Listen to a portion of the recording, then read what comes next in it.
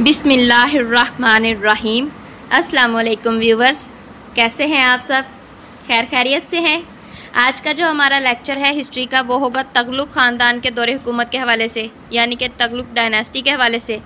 इससे पीछे मैंने आप लोगों को जो है 2 दिल्ली सल्तनत की हुकूमतें करवा दी हैं, ठीक है। और लास्ट वाली जो हमने पढ़ी थी वो खिलजी दौरे हुकूमत थी। उसमें मैंने एंड पर गयासुद्दीन तगलुक का आपके साथ जिक्र किया था। तो वही जो है तगलुक ख़ानदान की बुनियाद रखता है, वो इसका बानी है तगलुक डायनेस्टी का। अच्छा, तगलुक डायनेस्टी का टेन्योर देखें। सबसे पहले जो है 1320 से 1414, मतलब दौरे हुकूमत जो है वो टोटल तगलुक डायनेस्टी का कितना है? 1320 से शुरुआत होती है और 1414 में तुगलक डायनेस्टी का ख़ात्मा हो जाता है। इसके बानी जो थे वो गयासुद्दीन तगलुक थे, जो मैंने आपको बताया है। इनका जो टाइम पीरियड था वो था 1320 से 1325 साल, यानी कि 5 साल ही तकरीबन ये हुकूमत में रहे हैं। इनका जो असल नाम था वो था गाजी मलक। ये मैंने आपको बताया था ना, पिछला जब हमने खिलजी दौरे हुकूमत पढ़ा था तो उसमें मैंने आपको ये करवाया था। ये जो मुबारक शाह का जनरल था गाजी मलक, और फिर जो है खुसरू मलक का ये कत्ल करता है 1320 में। और आपको ये भी बताया था कि खुसरू मलक ने ही मुबारक शाह का कत्ल किया होता है।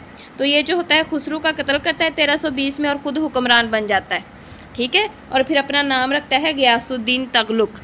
इसने फिर जब अपने दौरे हुकूमत में ना तगलुक आबाद एक नए शहर की बुनियाद रखी थी जो दिल्ली के करीब ही वाक़या है, और इसने हिंदुस्तान को बेहतर नहरी निज़ाम दिया था। ज़्यादा इसमें से नहीं करना हमने, बस टू द पॉइंट ही बात करनी है। इसके दौर में इसने ना खुद के लिए एक दरबार बनवाया था, जो कि अब जो है हज़रत शाह रुकने आलम का दरबार कहलाता है, जो कि मुल्तान में है। ये तगलुक दौर में बना था और गयासुद्दीन तगलुक ने ये अपने लिए बनवाया था। लेकिन बाद में फिर जोना खान जो है वहाँ वो उस दरबार को हज़रत शाह रुकने आलम को वहाँ पे दफन कर देता है। तो इस तरह से वो हज़रत शाह रुकने आलम का दरबार कहलाता है, ठीक है। अगला देखें जी, जोना खान जो था वो गयासुद्दीन तगलुक का बेटा था। अच्छा, आप सोच रहे होंगे गयासुद्दीन का हमने सिर्फ इतना ही पढ़ना है, तो बेसिकली सिर्फ इसमें से ना 2 चीज़ें ही याद करने वाली हैं। एक तो आपने ये देखना है कि तगलुक डायनेस्टी का फाउंडर कौन था, वो था गयासुद्दीन तगलुक। इसका टाइम पीरियड देखना है 1320 से 1325। इसका असल नाम था गाजी मलक और इसने तगलुक आबाद शहर की बुनियाद रखी थी, मेन चीज़, ठीक है। ये आपने देखनी है। इससे ज़्यादा अब तक ना पीपीएससी ने पूछा है और ना ही इससे ज़्यादा एमसीक्यूज और बन सकते हैं। ये इतना सही है टॉपिक, ठीक है। हिस्ट्री में भी इसके बारे में इतना ही मिलता है। इसका बेटा आता है जोना खान नेक्स्ट। उसका टेन्योर ज़्यादा था, तकरीबन 25-26 साल बन जाता है। ये 1325 से 1351 तक हुकूमत करता है और तुगलक डायनेस्टी का ये दूसरा हुक्मरान था। पीपीएससी ये पूछता है कि तुगलक डायनेस्टी का जो पहला हुक्मरान या फाउंडर कौन था, वो गयासुद्दीन, और दूसरा हुक्मरान कौन था? जोना खान। अच्छा, वो जोना खान नहीं पूछता, वो नाम पूछता है मोहम्मद बिन तगलुक, ठीक है। तो ये इसलिए कि ये जो दूसरा हुक्मरान था जूना खान, ये अपना जब दौरे हुकूमत आता है ना, मतलब हुकूमत में आता है, तो फिर ये अपना नाम बदलता है और अपना नाम बदल के रखता है मोहम्मद बिन तगलुक। ये गयासुद्दीन का बेटा था। अच्छा, ये भी ना बड़ा मतलब देखें हुकूमत में आया कैसे था कि ये गयासुद्दीन जो तगलुक था, मतलब मोहम्मद बिन तगलुक का बाप, वो बंगाल की जंग जीत कर आया होता है। तो उसको तोहफे में देने के लिए ना ये अपने बाप के लिए वुडन पवेलियन बनवाता है। ये जूना खान जो है मतलब लकड़ी का चबूतरा बनाता है, जहाँ पर वो खड़ा होकर जी ये मेरा बाप खिताब वगैरह किया करेगा आवाम के साथ, ठीक है। तो फिर एक दिन क्या होता है कि इसका फादर जो है गयासुद्दीन तगलुक, वो उसी पवेलियन पर खड़े होकर खिताब दे रहा होता है। तो पीछे से ये अपने बाप को ना धक्का दे देता है, ठीक है, गिरा देता है। तो उस तरह उस चबूतरे से गिरकर फिर गयासुद्दीन तगलुक की वफ़ात हो जाती है, यानी कि मौत हो जाती है, फौत हो जाता है वो। तो इसका ये मतलब होता है कि जूना खान ने अपने बाप यानी गयासुद्दीन का तगलुक का कत्ल किया था, ठीक है।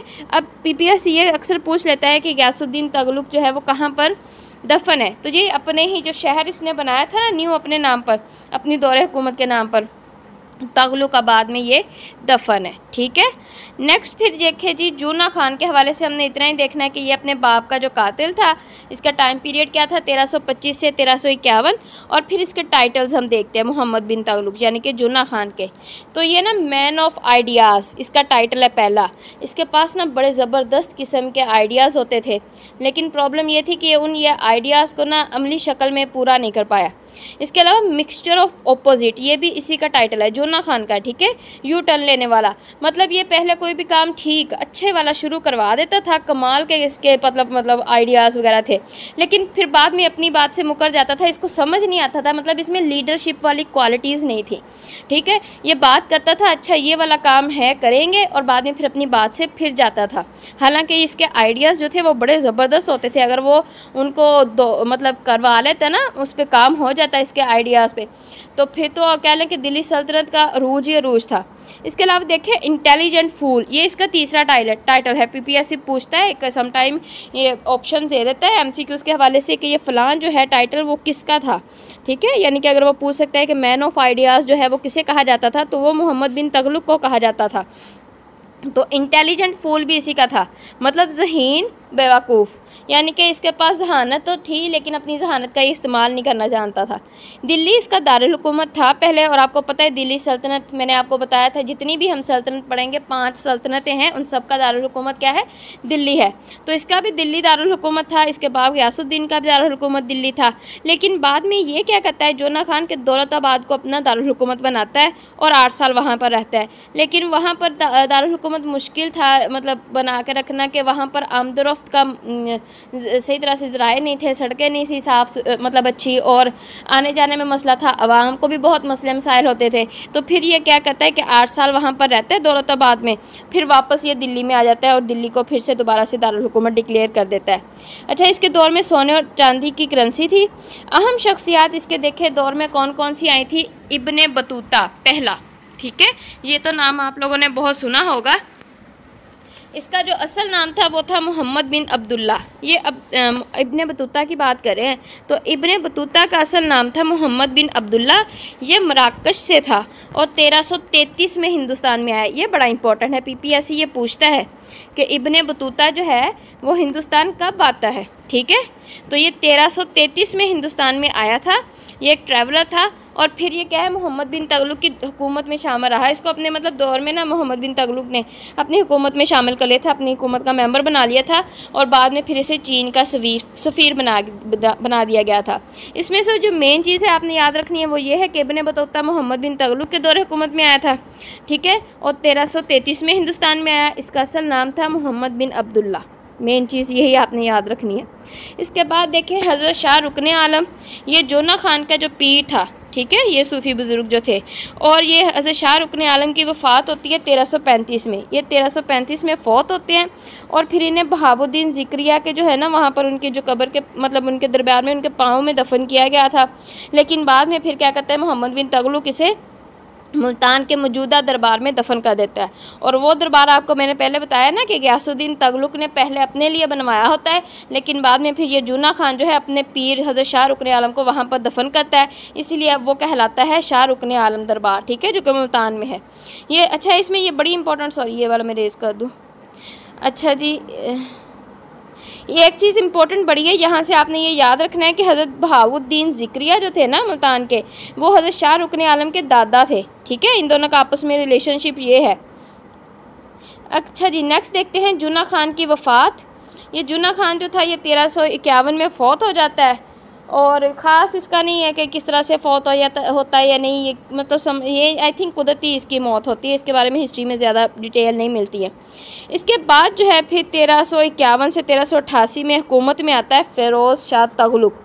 अच्छा, ये बड़ा इंपॉर्टेंट है, हालांकि इसके बारे में ज़्यादा इंफॉर्मेशन नहीं है, ना ही हमने डिटेल में जाना है, लेकिन ये पीपीएससी के हवाले से बड़ा इंपॉर्टेंट है, क्योंकि पीपीएससी में ना most of the time Tughlaq dynasty में अगर ज़्यादा एमसीक्यूज़ वो उठाता है तो वो यही उठाता है बार बार कि फ़िरोज़ शाह तुगलक का जो दौरे हुकूमत था वो यानी कि टेन्योर था, टाइम पीरियड था, वो कितना था, यानी कि किस टाइम में फ़िरोज़ शाह तुगलक ने दौरे मतलब हुकूमत की। या फिर वो पूछता है कि 1351 से 1388 में किसका मतलब दौरे हुकूमत थी दिल्ली सल्तनत पर। तो ये आपने याद रखना है फ़िरोज़ शाह तुगलक, ठीक है। इसका टाइम पीरियड आपने बहुत अच्छे से याद रखना है, ये पीपीएससी बहुत मतलब पूछता है इसके बारे में। इसने हिंदुस्तान को एक्चुअली में ना बहुत बेहतर नहरी निज़ाम दिया था, पानी का निज़ाम इसने बहुत अच्छा कर दिया था हिंदुस्तान का।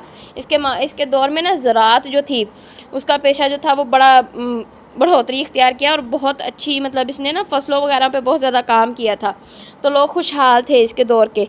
इसने जो 4 बड़ी नहरें 100 बैराज और 150 कुएँ बनवाए। ये कहते हैं हिस्ट्री में ऐसा है, लेकिन एग्जैक्ट नंबर जो है अगर यही है तो ये आप ना समझिएगा, मतलब इन्हें ना मानिएगा कि हाँ जी इसने एग्जैक्ट इतने ही बैराज और कुएँ बनाए होंगे। ये बस एडिशनल इन्फॉर्मेशन थी जो मैंने आपके साथ शेयर कर दी है। PPSC ने अब तक ये वाला नहीं पूछा कि ये कितनी नहरें और कितने बैराज और कुएँ वगैरह बनाए हैं, बस मैंने आपको वैसे बता दिया। ये मेरी नज़र में आया था, लिखा हुआ था नोट्स वगैरह में, तो फिर मैंने वहाँ से देख के यहाँ पर आपके साथ सोचा शेयर कर देती हूँ।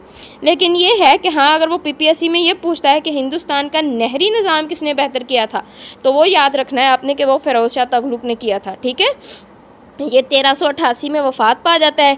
इसके बाद के जितने भी आते हैं ना हुक्मरान वो तुगलक डायनेस्टी के, वो इम्पोर्टेंट नहीं है, ना ही वो PPSC ने अब तक पूछे हैं। जितने भी पास्ट पेपर आप देख लें, मेरी नज़र में तो कोई नहीं आया, ना ही आप देखें यूट्यूब पर है या फिर गूगल से आपको पास्ट पेपर मिलते हैं। कोई भी PPSC ने वहाँ से इसके बाद जो है वो टाइम के जो भी हुक्मरान थे उनके बारे में नहीं पूछा। उसने बाद में एग्जैक्टली डायरेक्टली जाके ना नासरुद्दीन महमूद शाह तुगलक को वो फोकस करता है PPSC, तो हम उसी को देखेंगे। उसका जो टाइम पीरियड था वो था 1394 से 1414, और ये तुगलक डायनेस्टी का आखिरी हुक्मरान था। ये नासरुद्दीन नासरुद्दीन मोहम्मद शाह तुगलक। ठीक है, इसका टेन्योर आपने याद रखना है 1394 से 1414 तक है। तो इसके दौर में जो था ना 1398 में तैमूर लंगड़ा जो था वो हिंदुस्तान पर हमला करता है। ठीक है, इसको मैं थोड़ा सा बड़ा करती हूँ। तो तैमूर लंगड़ा जो था वो हिंदुस्तान पर हमला करता है। अच्छा, तैमूर लंगड़ा का एक टाइटल है ज़मीन हिलाने वाला। ठीक है, अर्थ शेकर, ये बड़ा इंपॉर्टेंट है। PPSC ये पूछता है कि जी अर्थ शेकर जो है वो किसका टाइटल है, तो आपने याद रखना है ये तैमूर लंगड़ा का टाइटल है। मतलब ये बहुत ही भयानक किस्म का कह लें कि हमला करने वाला जंगजू था। इसने 1398 में ना दिल्ली पर हमला किया, और तकरीबन कहा जाता है कि जब तक ये ना मतलब काबिल था हमले करने वगैरह के, जंगजू जब तक रहा है, तो इसने 2 करोड़ लोगों को ज़िबा किया था और खोपड़ियों के मीनार बनवा दिए थे। इसने इतने लोगों का कत्ल किया इसने, तैमूर लंगड़ा ने। अच्छा, PPSC ये पूछता है कि तैमूर लंगड़ा ने दिल्ली पर कब मतलब हमला किया, या वो समटाइम पूछता है कि हिंदुस्तान पर उसने कब हमला किया। तो 1398 में तुगलक डायनेस्टी में उसने 1398 में नासरुद्दीन मोहम्मद शाह तुगलक के दौरे हुकूमत में हिंदुस्तान पर हमला किया था। ठीक है, ये आपने याद रखना है। ये मंगोल था, इसका तल्लुक बरलास मंगोल कबीले से था, और कहा जाता था कि ये तैमूर लंगड़ा जो था ये मुसलमान था और 10 साल में इसने कुरान पाक हिफ्ज़ किया था। अच्छा, तैमूर लंगड़ा की जो मदद की थी ना इस सारे हमले में और दिल्ली पर हिंदुस्तान पर हमला करने में, वो खिज़र खां ने की थी। खिज़र खां वहाँ पर उस टाइम पे आई थिंक आर्मी का जनरल था, लेकिन कहने गद्दार था अंदर से मतलब तुगलक डायनेस्टी को ख़त्म करने की इसकी ख्वाहिश थी और अपनी हुकूमत बनाने की ख्वाहिश थी। इसलिए फिर ये तैमूर लंगड़ा की मदद करता है, और फिर आगे चल के जब तुगलक डायनेस्टी का ख़ात्मा होता है तो फिर यही आगे जाकर सैयद दौरे हुकूमत की बुनियाद रखता है। ठीक है, खिज़र खां की बात कर रही हूँ मैं, तो समझ लें कि सैयद डायनेस्टी के जो फाउंडर हैं वो कौन है, खिज़र खां है। यहाँ पर जो है आपका ख़त्म होता है तुगलक डायनेस्टी का। याद रखिएगा तुगलक डायनेस्टी का टोटल टाइम पीरियड क्या है, 1320 से 1414, यानी, और ये है कि फाउंडर कौन था तुगलक डायनेस्टी का, वो था गियासुद्दीन तुगलक, और आखिरी हुक्मरान कौन था, नासरुद्दीन मोहम्मद शाह तुगलक। टाइम पीरियड क्या है, 1394 से 1414। ये नासरुद्दीन मोहम्मद शाह तुगलक की बात करी हूँ मैं। ठीक है, तो ये आपने अच्छे से करना है। ये तुगलक डायनेस्टी एक्चुअल में ना इसका बहुत ज़्यादा लंबा था ही नहीं, छोटा सा टॉपिक है। इसमें से मेन चीज़ें जो हैं वो इसका बानी यानी कि फाउंडर कौन था, दूसरा बेहतर नहरी निज़ाम किसने दिया, इब्ने बतूता कब हिंदुस्तान में आया, हज़रत शाहरुख ने आलम के बारे में पढ़ना है, और इसका आखिरी तुगलक ख़ानदान का आखिरी हुक्मरान कौन था वो आपने याद रखना है। ये इतना ही इंपॉर्टेंट है। अब इसको आप लोग अच्छे से तैयार करें। इंशाल्लाह फिर कल जो है हम कल नहीं मतलब परसों फिर मैं आप लोगों के साथ जो है दिल्ली सल्तनत की चौथी हुकूमत यानी सैयद डायनेस्टी को हम अच्छे से पढ़ेंगे और वो देखेंगे डिटेल में जो जो इम्पोर्टेंट है PPSC के हवाले से वो सारे MCQs हम कवर करेंगे। आप इनको अच्छे से याद करें। और आप लोगों को एक चीज़ मैं कहूँगी कि ये मेरे नोट्स जो है ना इनको आप ज़बानी रट्टा ना लगाया करें, ठीक है। इसको खुद से लिखा करें, नोट किया करें। अपने हाथ से लिखेंगे ना तो आपको ज़्यादा अच्छे से याद होगा और आप कभी भूलेंगे नहीं। तो अपने नोट्स ज़रूर खुद बनाइए। और एट द एंड मेरी आपसे छोटी सी गुजारिश है कि प्लीज़ मेरे चैनल को लाइक भी किया करें, सब्सक्राइब भी करें और आगे भी शेयर करें दूसरे लोगों तक, ठीक है। अब आप अपना ख्याल रखें, इस टॉपिक को अच्छे से रेडी करें। इंशाल्लाह परसों मिलेंगे नई वीडियो के साथ। तब तक के लिए अल्लाह हाफिज़।